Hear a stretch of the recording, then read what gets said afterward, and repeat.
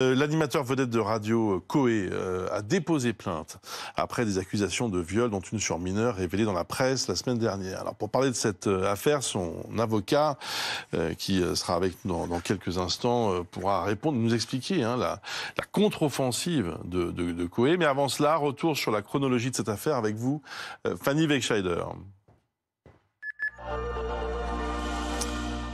Bon, Fanny, à l'origine, il y a donc la plainte d'une jeune femme. Oui, cette jeune femme, c'est Julie. Elle a 25 ans aujourd'hui et elle a déposé plainte le 18 novembre dernier. Vous allez le voir, pour des faits dont elle avait parlé, notamment sur l'antenne de BFM TV à travers un témoignage poignant, des faits de viol, des fellations imposées selon elle à 2 reprises. La première, c'était en novembre 2014 à Genève. Elle avait 15 ans à l'époque des faits. Et la deuxième fois, c'était le 7 mars de l'année dernière, en 2022, dans la voiture, dans le parking souterrain de chez Coé, c'est ce qu'elle rapporte en tout cas. Réaction de la radio Énergie qui emploie Coé, c'était au lendemain de la publication par l'Obs de ces révélations. Eh bien, elle a annoncé le retrait provisoire de Coé de ses antennes et puis qu'une enquête interne avait par ailleurs été déjà diligentée depuis le 17 novembre.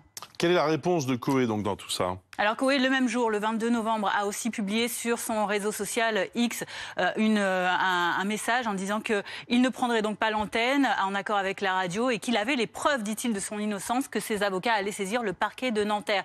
Ce qu'ont confirmé en effet les avocats dans la foulée en disant que leur client avait immédiatement donné donc instruction de faire cette plainte en dénonciation calomnieuse contre l'auteur de ces graves accusations et qui a par ailleurs précisé qu'une plainte antérieure avait été déposée, vous le voyez, la semaine précédente, cette fois-ci pour des faits de harcèlement sur les réseaux sociaux, toujours liés à cette affaire. Réaction également, vous allez le voir ensuite, du parquet qui a déclaré à BFM TV qu'une enquête préliminaire avait été alors ouverte pour viol sur mineur de plus de 15 ans et pour viol.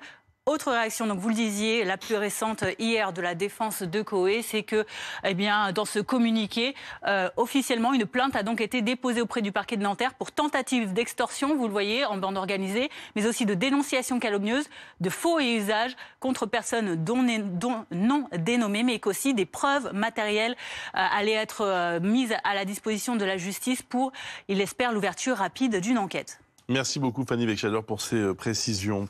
Simon Clémenceau est donc l'avocat de l'animateur Coé. Bonjour maître.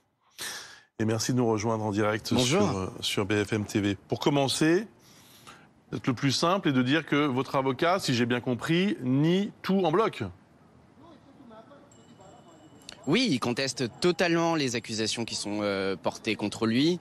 Ce sont des accusations qui sont fausses et c'est l'objet de la plainte en dénonciation calomnieuse qui a été déposée et aussi de la tentative d'extorsion en bande organisée. En fait, une dénonciation calomnieuse, c'est quoi? C'est quand une personne dénonce des faits qu'elle sait faux devant une autorité, qu'elle a la possibilité de les poursuivre. Et c'est ce qui a été fait. Et nous, on a constaté que ces accusations étaient fausses et il y a des éléments probants, des éléments matériels probants qui ont été déposés entre les mains du parquet de Nanterre.